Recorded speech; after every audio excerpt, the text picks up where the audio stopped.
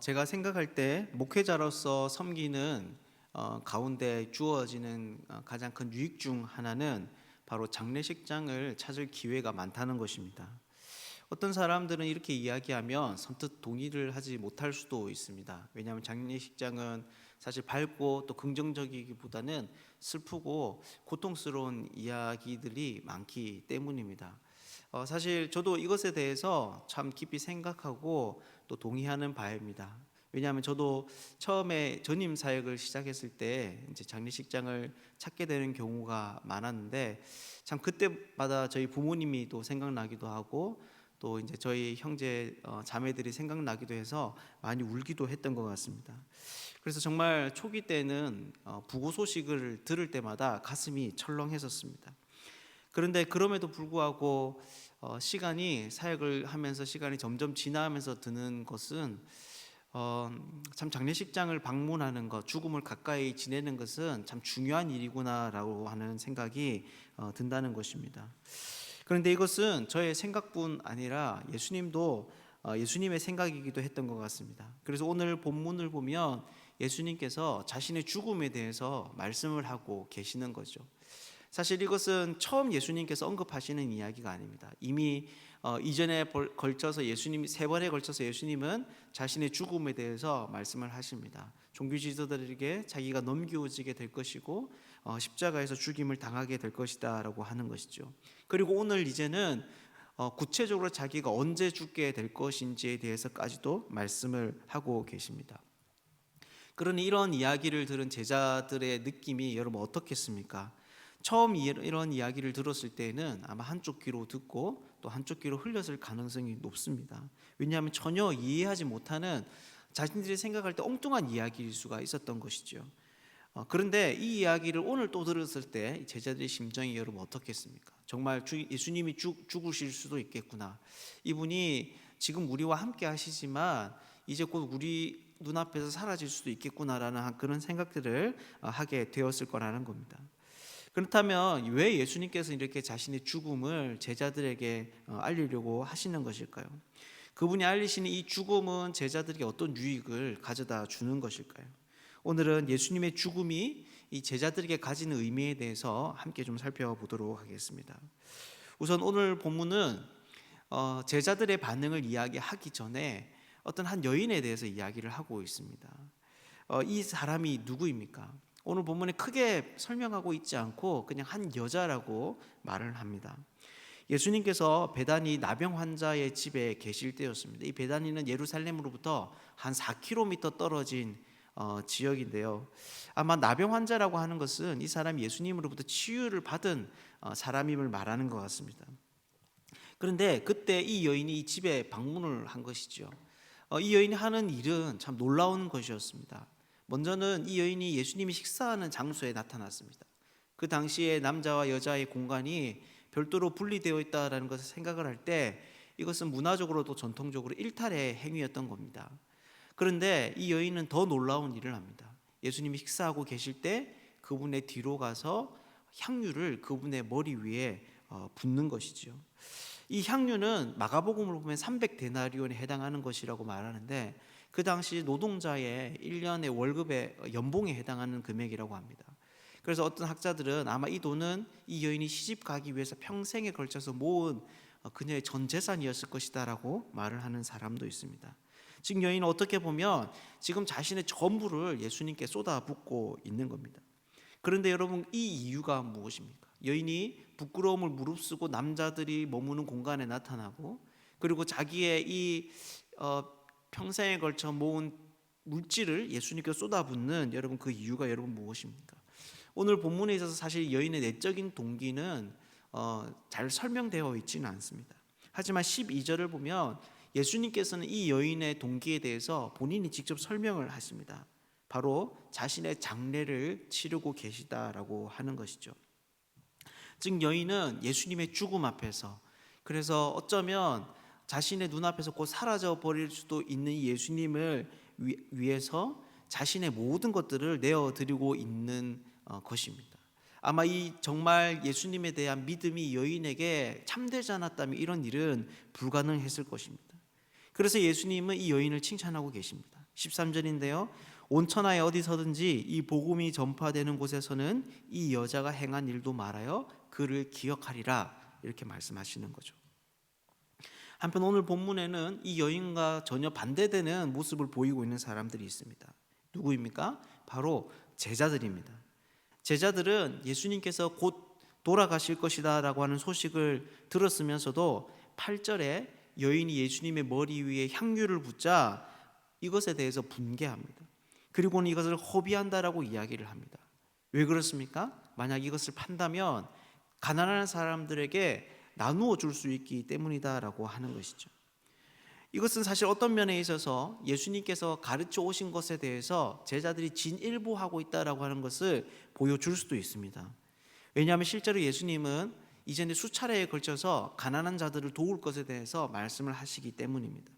그런데 이것은 실제로는 그들 자신 스스로를 속이는 일이었습니다.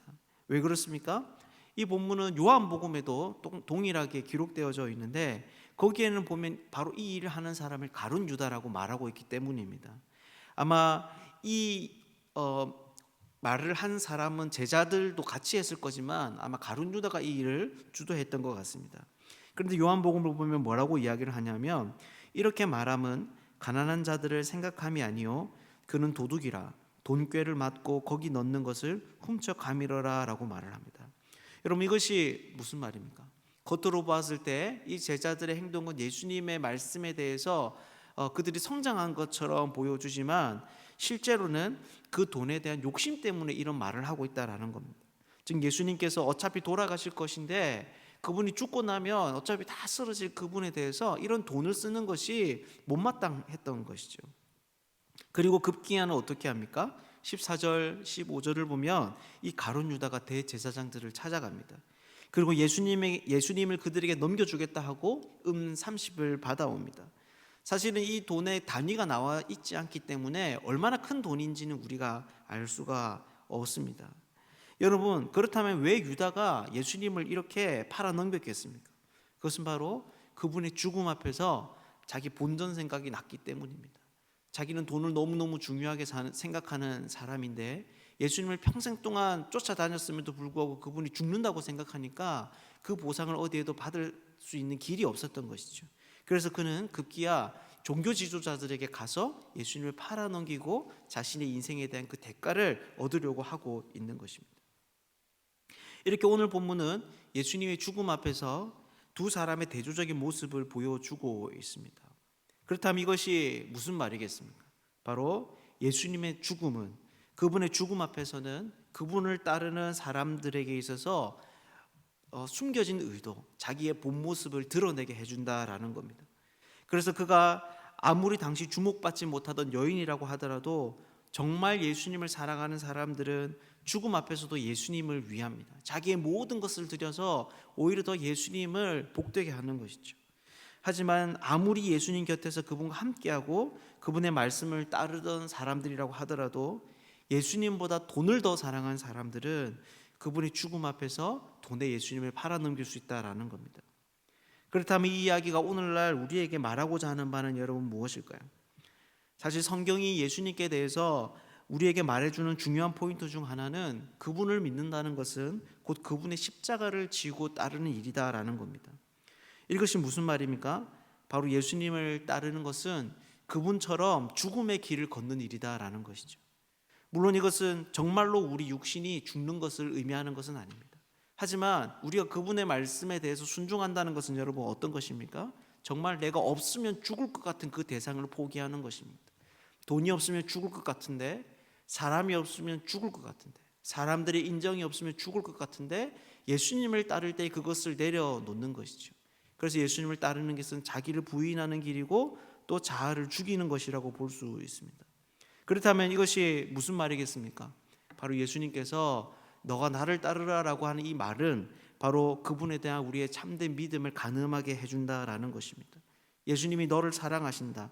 예수님이 너를 위해 죽으셨다. 하나님이 너와 함께 하신다. 이런 축복의 말들이 굉장히 중요하고 또 우리에게 의미 있지만 그런 말들보다 정말 자아의 죽음을 요구하시는 그분의 십자가의 부름 앞에서 우리는 그분에 대한 우리의 숨겨진 진정한 믿음의 실체를 드러나게 된다라고 하는 것이죠. 사랑하는 여러분, 여러분들은 어떻습니까? 여러분들이 예수님께서 여러분들을 향해서 너가 나를 따르라 라고 이야기할 때 혹 여러분들 앞에 망설여지는 것은 여러분 어떤 것이 있습니까? 사실 오늘 본문을 보면 예수님의 죽음에 대해서 가장 결정적인 일을 한 사람이 가룟 유다임을 알 수 있습니다. 왜 그렇습니까? 사실 대제사장들과 백성의 장로들은 예수님을 죽이는 데에 있어서 고민이 있었기 때문입니다. 3절에서 5절의 이야기인데요, 바로 밀란에 대한 두려움이 있었던 것이죠. 만약 백성들이 큰 신뢰를 얻고 있는 이 예수님을 사람들이 많이 몰려있는 이 예루살렘에 많이 몰려있는 유월절날 처형을 하게 된다면 그로 인한 뒷감당이 너무너무 부담스러웠던 겁니다. 그래서 사실은 그들은 예수님을 나중에 죽이자라고 의논합니다. 명절이 끝나고 나서 예수님을 처형하자는 것이죠. 이들에게는 망설임이 있었습니다. 왜냐하면 유월절이 끝날 때 예수님도 사람들과 함께 숨어서 돌아가 버린다면 사실 이 계획은 의미가 없어지기 때문입니다. 그런데 그때 누가 나타난 것입니까? 바로 가룟 유다가 나타난 것입니다. 그래서 그들이 너무 손쉽게 예수님을 체포할 수 있도록, 그분이 종교 지도자들이 예수님을 십자가에 못 박을 수 있도록 그들이 결정적인 조력자가 되어준 것이죠. 여러분, 이것이 무슨 말입니까? 바로 예수님을 우리가 진정으로 따르지 않을 때 그분 곁에 있는 사람들은, 그분과 함께하던 사람들은 결국 자기의 욕심에 예수님을 팔아넘길 수 있다라는 겁니다. 예수님을 좋아하지 않는 것이 아닙니다. 예수님을 신뢰하지 않는 것이 아닙니다.